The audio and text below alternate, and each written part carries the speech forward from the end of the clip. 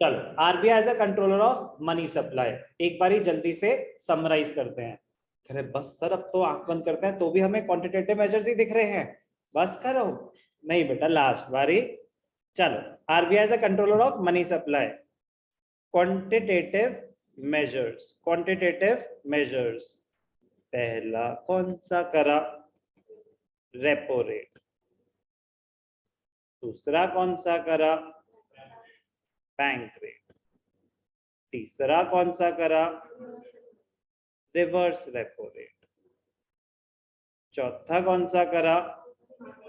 ठीक है, legal reserve requirements, जिसमें दो रिजर्व्स थे, एक सीआरआर और एक एसएलआर। और लास्ट में हमने क्या करा? Open market operations, quantitative measures में। ठीक है, अब इफ द रेपो रेट अगर मेरे को करनी है इंक्रीज इन मनी सप्लाई, अगर करना है डिक्रीज इन मनी सप्लाई, तो मैं कैसे यूज करूंगा? चलो आप बताओ साम्या, मैं मनी सप्लाई बढ़ाना चाहता हूं, रेपो रेट बढ़ा दूं या कम कर दूं? रेपो रेट को कम कर दो। डिक्रीज इन मनी सप्लाई, बढ़ा दो। बैंक रेट को भी सेम तरीके से यूज किया जाएगा। ओके पृथ्वी, मैं money in circulation, increase in money supply करना चाहता हूं, रिवर्स रेपो रेट बढ़ा दूं या कम कर दूं? रिवर्स रेपो रेट कम कर दो। रिवर्स रेपो रेट कम करोगे, commercial banks will be discouraged to keep their reserves with central bank, they will prefer lending it to the public. और अगर रिवर्स रेपो रेट बढ़ा दिया तो commercial banks will be motivated to deposit their surplus funds with RBI, उनकी lending capacity कम हो जाएगी। Okay, CRR, Aditi, increase in money supply, reserves बढ़ा दूं या कम कर दूं? रिजर्व्स कम कर दो। अगर रिजर्व रिक्वायरमेंट कम होगी तो बैंक्स आगे ज्यादा लोन बांट पाएगा, रिजर्व रिक्वायरमेंट ज्यादा होगी तो आगे कम लोन बांट पाएगा।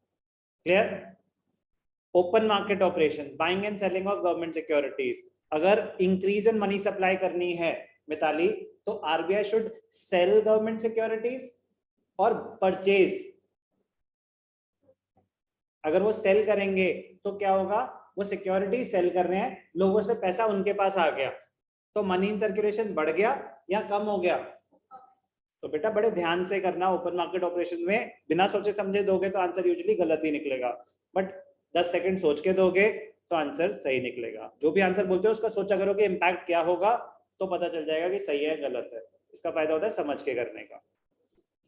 तो अगर इंक्रीज करनी है मनी सप्लाई तो purchase, RBI purchases government securities, और डिक्रीज करनी है तो RBI sales government securities.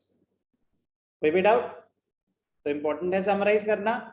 Qualitative measures, margin requirement है, मार्जिन रिक्वायरमेंट बढ़ा दोगे तो लोग डिस्करेज होंगे, मार्जिन रिक्वायरमेंट कम कर दोगे तो लोग एनकरेज होंगे।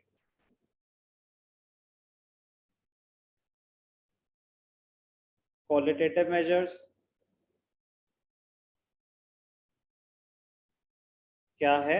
मार्जिन रिक्वायरमेंट, सिर्फ यही है एक जो डिस्कस करने लायक है। Margin requirement, increase in borrowings और डिक्रीज इन बोरोइंग्स। अगर आप चाहते हो कि बोरोइंग्स किसी चीज के लिए बढ़ जाएं तो क्या करो? मार्जिन रिक्वायरमेंट कम कर दो। अगर चाहते हो कि लोग कम लोन लें तो मार्जिन रिक्वायरमेंट बढ़ा दो। मॉरल सुएजन तो प्यार से समझाने वाली बात है, थोड़ा प्रेशर थोड़ा प्यार। और selective credit control, quota restriction है, क्रेडिट रैशनिंग है। जिस सेक्टर को प्रमोट करना चाहते हो उसका कोटा बढ़ा दो, जिस सेक्टर को डिस्करेज करना चाहते हो उसका कोटा कम कर दो। one of the most important part of the chapter was the monetary policy। हर एक चैप्टर का एक पर्पस होगा ना, तो इस चैप्टर का पर्पस था आपको मॉनेटरी पॉलिसी को अंडरस्टैंड करवाना, उसके जो डिफरेंट टूल्स हैं वो कैसे यूज होते हैं उसके बारे में आपको एक्सप्लेन करना। आई होप समझ आया।